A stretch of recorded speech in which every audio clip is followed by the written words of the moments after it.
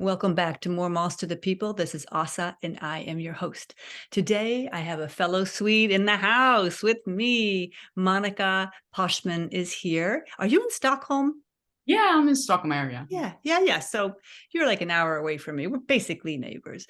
Yeah. So I met Monica online in a group on LinkedIn with another Swede, a fellow Swede, Josefine, who now lives in Switzerland.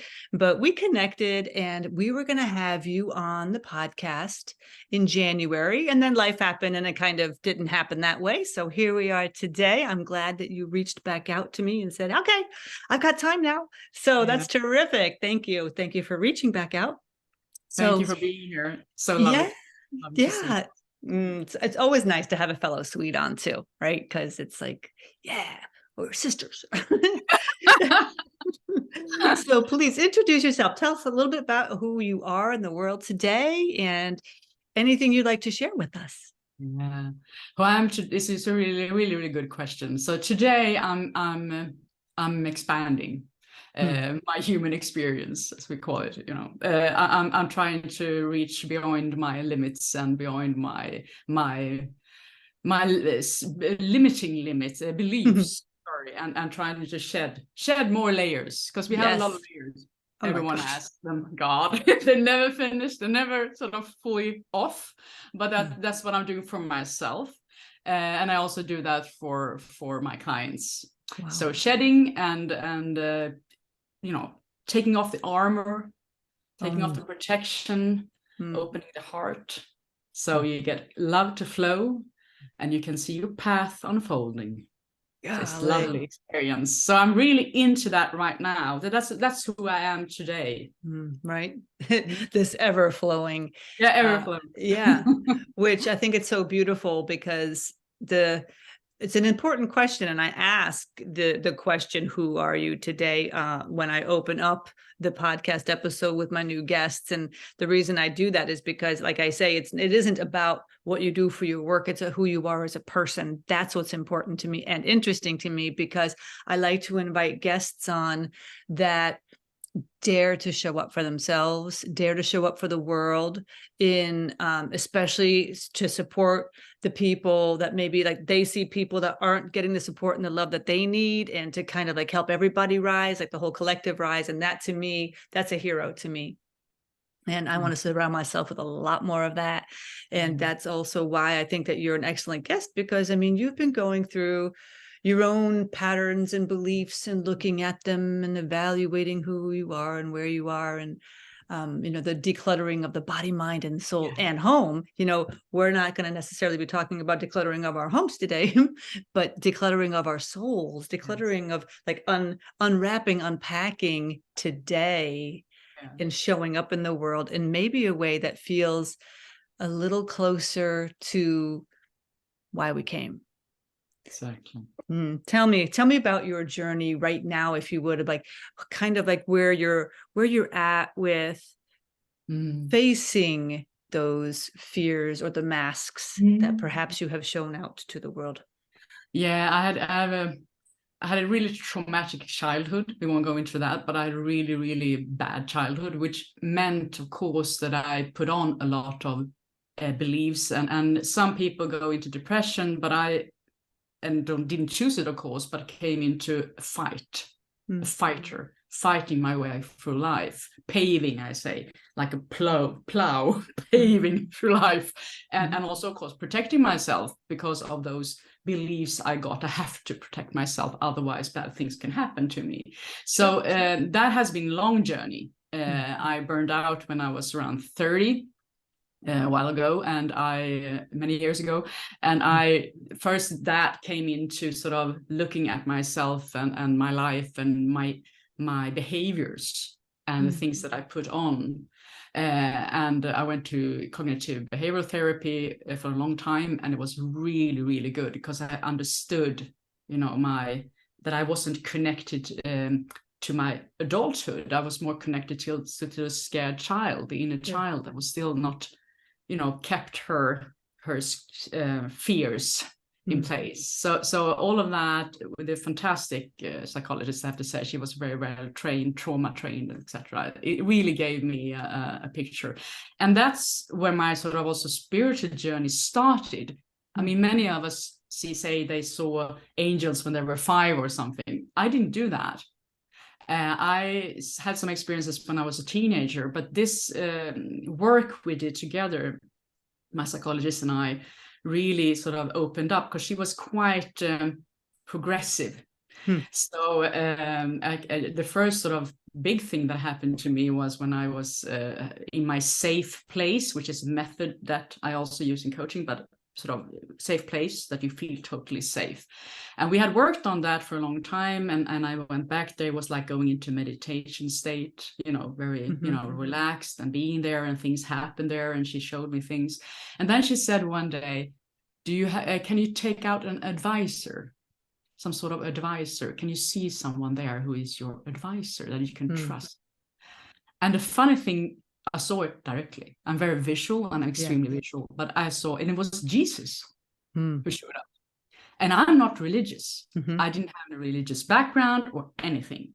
So I say I'm not religious in that sense, going to church and being part of that kind of community, but he showed up, and his energy is, fantastic. It was like calming, nurturing, very, very slow. So lovely. And I still have him as one of my guides, still with me. Wow. As a master guide, you can say. Right. And a funny story about that was that, of course, I continued to do this, going to my safe place and meeting him, and getting a lot of advice during the years afterwards. And I was dating at this time. I hadn't met my husband yet. So I was dating, one here, one there, and trying, one date, and then maybe this is the guy for me. And then I asked him all the time, is this the one? And he just, no. Nah. And I was so disappointed, because I was, I was in my 30s. I needed to find my guy. I was a bit scared of that. So, and then I did it once and twice, and anyways, no. And then I met my husband of today, and I've been married to for 20 years next year, which is a fantastic man. Yes. And then I came with the same question when I had met him, and we dated a couple of times, and I didn't dare to ask, because I was so scared he was going to say no. And what he did was he just put his hand out and say, here you are. No. And that was right. It was fantastic. Wow. That was 30. You were 30. So that was around 30, 31. Yeah. So I met my husband late in quotes. But we have the best relationship. He's my best friend. And we developed together in this spiritual development that we are doing and have done for many years. So good. And it's much easier to do it when you've got somebody with you, especially your partner in crime. What a beautiful story. How wonderful also that you still consider Jesus to be your master, one of your master guides right now. For your work in the world, like, so where you have been a consultant, you have been working as a coach, have you been working mostly like on the corporate side, working like with business to business? What? Yeah. I've been in my whole working life. I'm working in the financial industry and I've been a leader since I was 26, because that's my sort of one of my traits or skills that I have, natural skills. And I've been doing that for a very, very long time. But after this experience I had, like over 20 years ago, things happened here and there. And it wasn't sort of that I was so into work. I was so programmed. Yes. To make money and be there and do a good job and all that.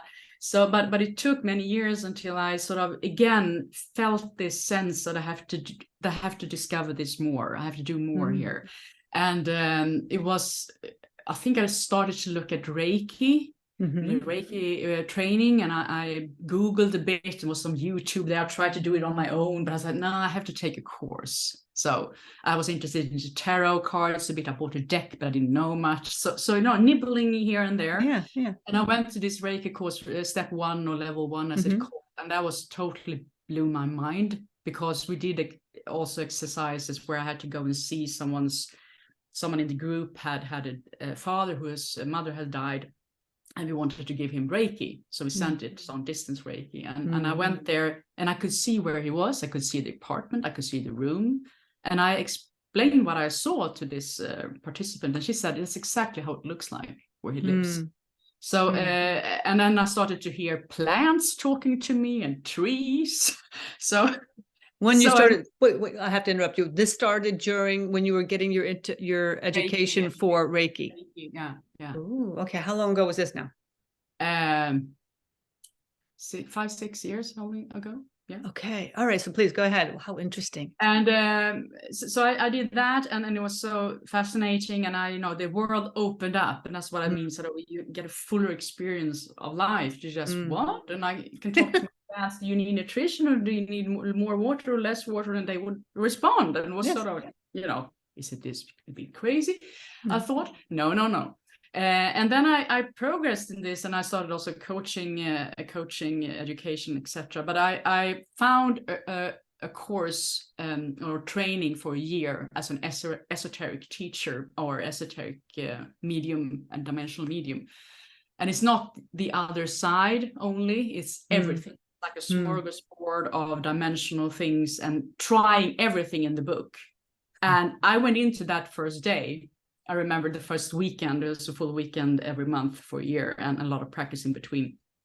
And I was like so scared and nervous because I didn't know anything. I did this Reiki, but that was about it. Yeah.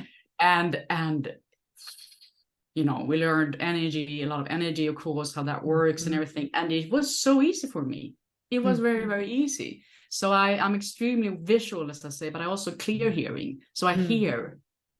Some have sense, they sense everything, and some clear sentience, clear knowing, or whatever knowledge you don't know.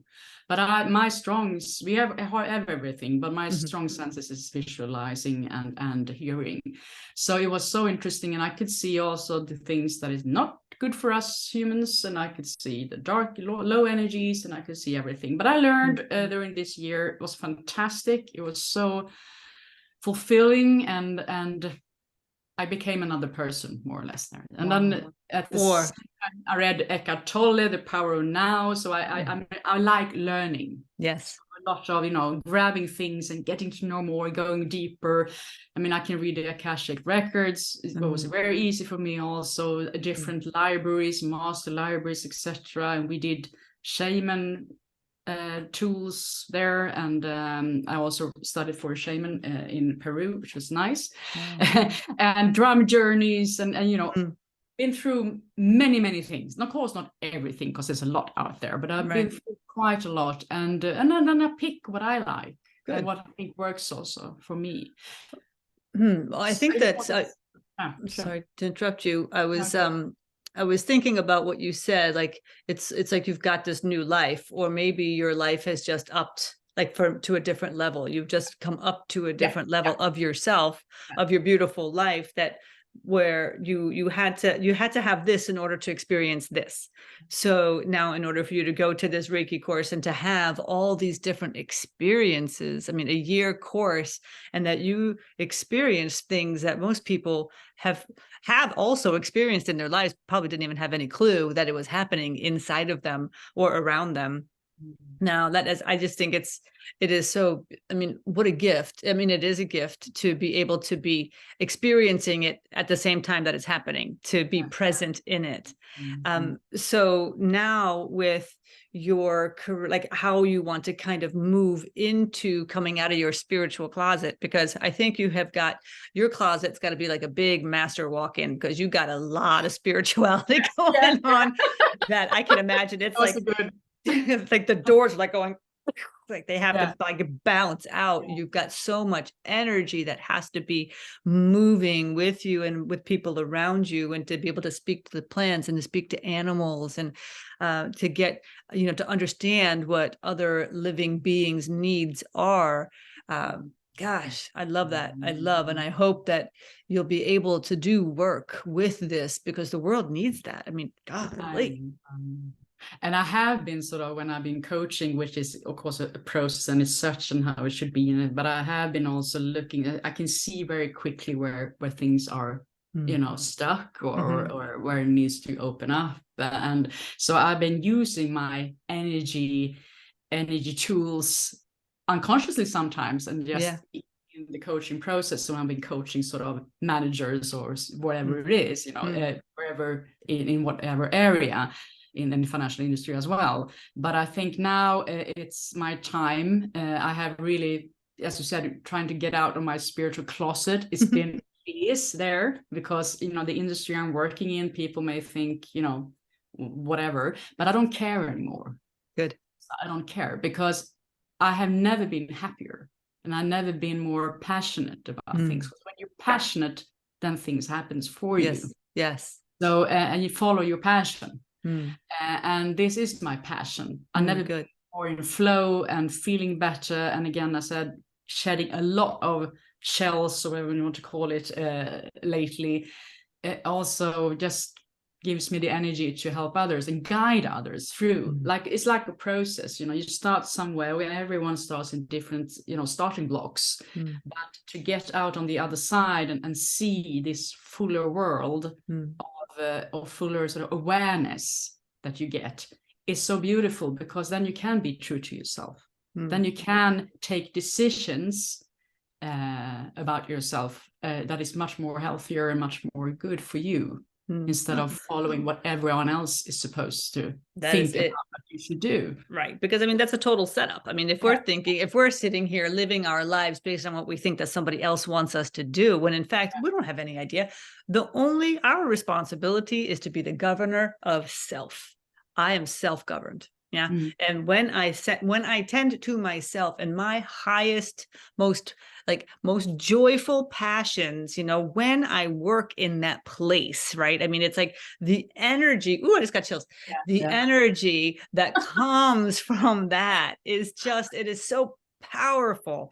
And yet, can I work at a bank? Yes, of course I can. I can. Yes, I can. I have.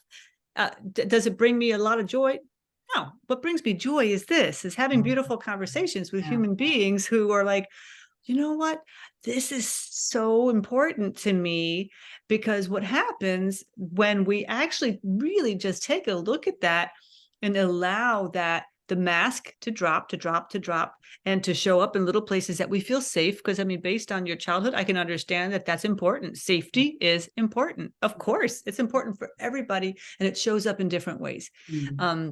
So for you, now that you've got your partner in crime, you got your guy on your side, you've got a beautiful heart, you've got so many gifts, you're questioning maybe the old stories, maybe this isn't fitting and suiting me anymore.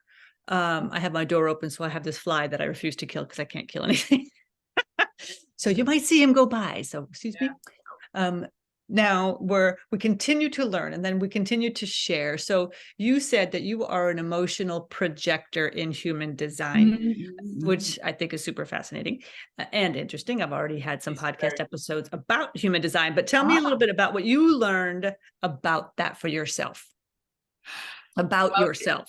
Yeah, it's very, I have to say, strange. And we realized, when me and my partner, my husband, is talking about this, that the things I thought was my personality from genes or from upbringing is, on paper there, from what I am, emotional projector, and my lines and my gates and everything. So it was so strange to say, but what I thought that this was just, something I've learned or something and it is here. It says exactly.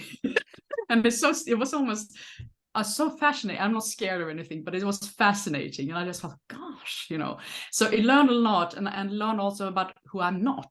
When I'm not myself, the not self, as it's called.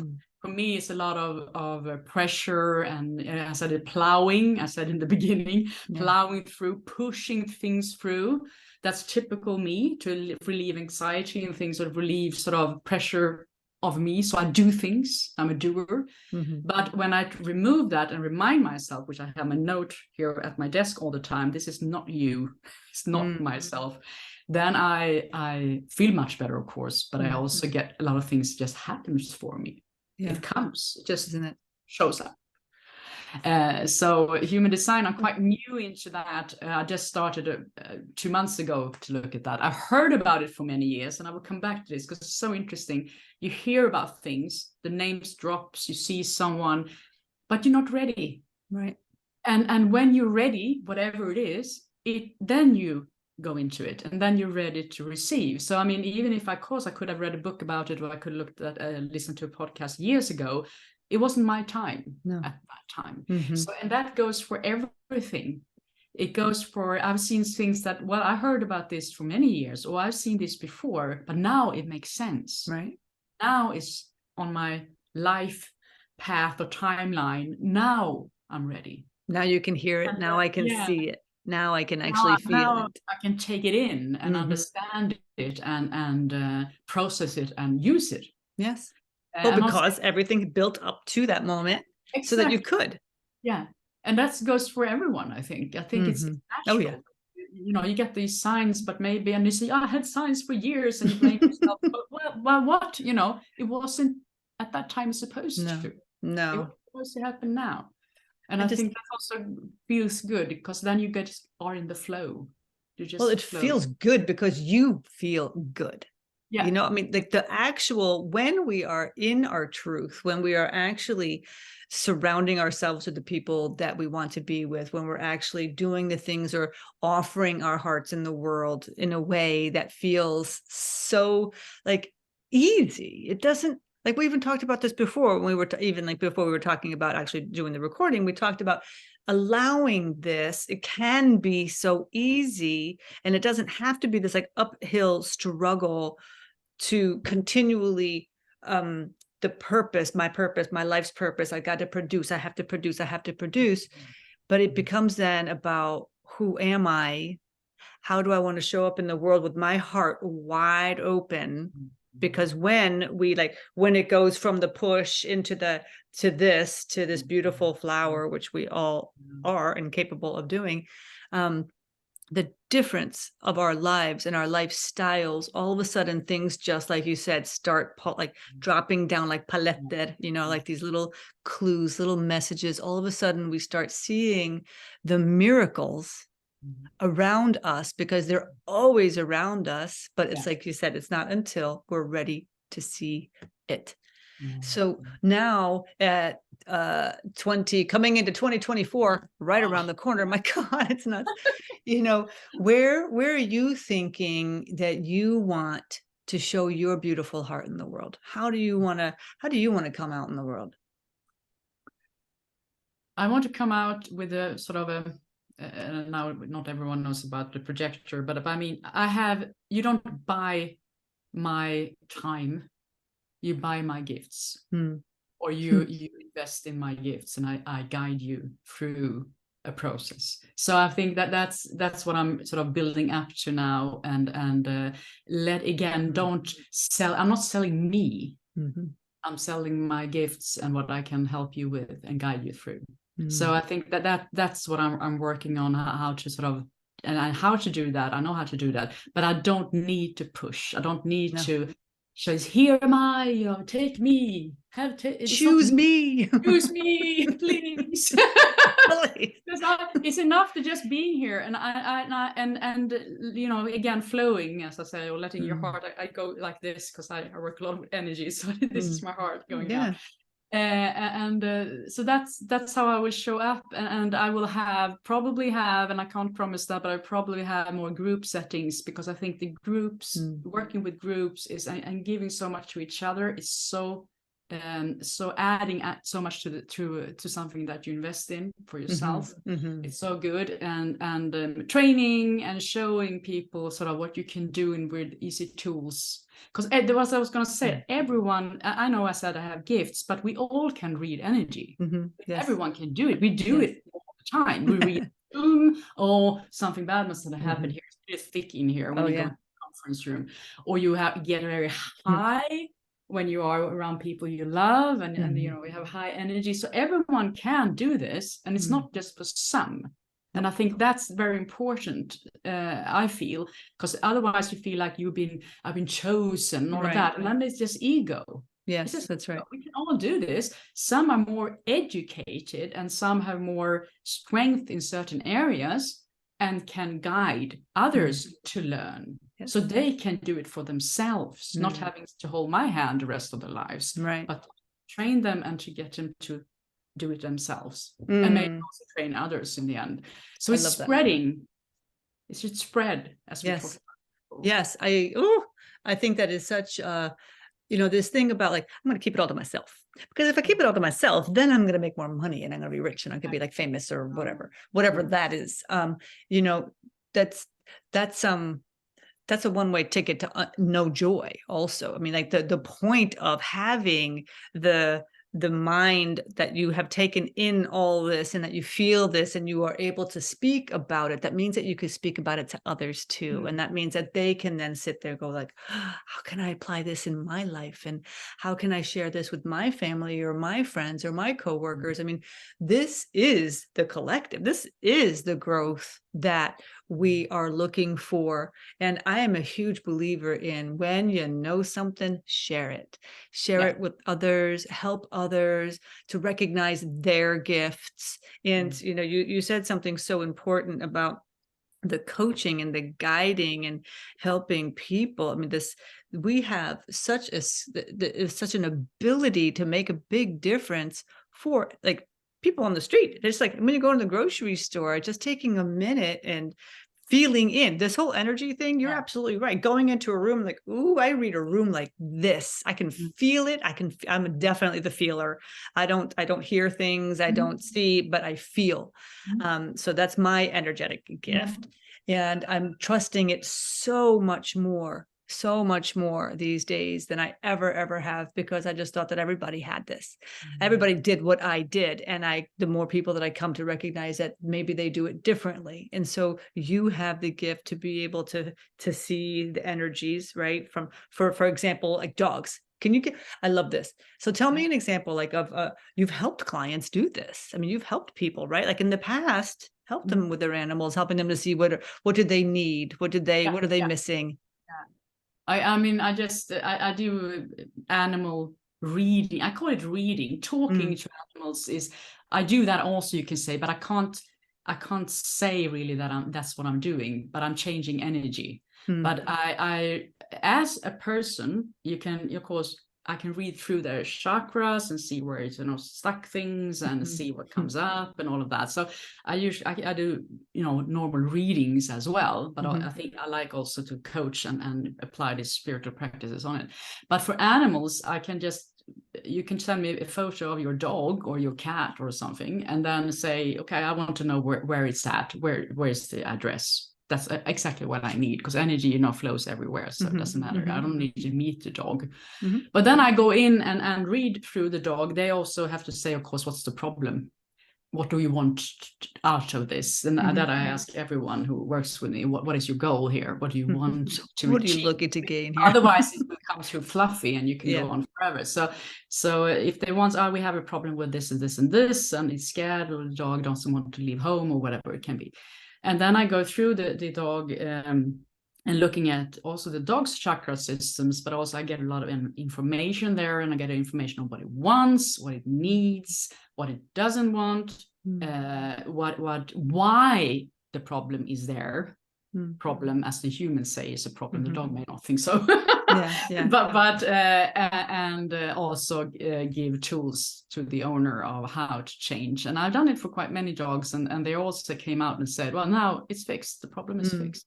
And it can be whatever kind of, and dogs is something I've done most, but cats are, quite what do you call it, self-sufficient. They not as attached to the owner, but horses I can do, cows not so much. So more pets, you can say.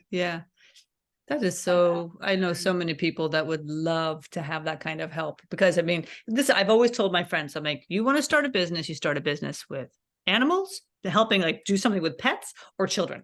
If Yeah, you because they're can, everywhere, right? yes, yes. Well, or because people spend money on them too, Yeah, right? Because right. people will actually invest in their children, they will invest in their animals, not necessarily investing in themselves as much, which hopefully that is changing also, that people start to recognize their value and that they actually, women especially, who are so easy to take care of everyone else, certainly before looking at themselves. So I'm all for that. So I am so excited to follow along on your journey, because I know that beautiful, beautiful things are going to be coming from you for the world, for the collective, because I know that you have so much to share. And, you know, coming from this open place, which you are willing to now share, there's no stopping you. There's no stopping you. That's how I feel. That's exactly how I feel right now. The sort of the path is there. Yes. And I've been struggling around and going here and there and falling down the ditch and going up again. But now it's here. Yeah. Yes. And so this is what I will do. And I actually read my timeline. I can do that and read sort of what has happened so far, and not exactly now, but half of my life so far, more than half of my life have been quite tough. Mm. But now it's just harmony. The best is yet to come. And the best is yet to come. Yeah. Yeah. It's so interesting. You know, I love the visual, and I believe in it myself, of the path, and the path that we're, you know, we're always having these breadcrumbs. We're always following the breadcrumbs of our life, whether it's, you know, might be rotten breadcrumbs, they might be beautiful, fresh, delicious croissant breadcrumbs. I mean, whatever they are, but we're still walking, and we're still walking on the path, and the holding of the lantern, you know, this, sometimes I'm leading, I hold the lantern for the people behind me or the people next to me, and sometimes others lead and I walk behind them as they hold the lanterns. And this is the ebb and flow of the beauty of our lives and the possibilities, that I want to share my gifts, you want to share your gifts, I want them to share their, I mean, everybody shared their gifts and focus on themselves and their path, and everybody that kind of like joins along on the path, and then all of a sudden we're all just walking this beautiful path, supporting one another. That's beautiful picture also. That's what I want for the world, and that's what I want for you. And That's what I want also. yeah, we're lucky. We sure are lucky to be this age and to have discovered this in ourselves already. It's never too late. It is never too late. Exactly. No way. All right, my friend, do you have anything, any last minute thoughts or anything that you'd like to say? Because if one person is listening today that just needs to hear this one thing from you, I know they're going to get it. Do you have anything you'd like to share? I have some good words that I think are important. And Good. One is surrender. Surrender to what's coming. Don't control, surrender. And I know it's scary, but I think it's extremely important. Surrender to what's coming to you. And together with that is trust. Have trust. Have trust in you. Have trust in who's helping you around you. Have trust and surrender. And then everything will just flow. You know, those are important words for a person that has been in control their whole lives, which of course Many have. Yeah, especially women, I think, but many have. Because of survival instincts. Sure. Yeah. Yes. And to be able to surrender to whatever is coming for us with the trust and the knowing that we're always supported. Surrender and trust, and you are supported. I love it. I love it. Thank you. Thank you so much for this beautiful conversation. And thank you for finding me again. And I look forward to having you back. I want to hear, maybe we could do something together. I talked about the other day, you know, who knows what the future is going to bring, but we know it's going to be good. Yeah, it's going to be great. Thank you. Thank you for your time, sweet friend. Take care. Bye.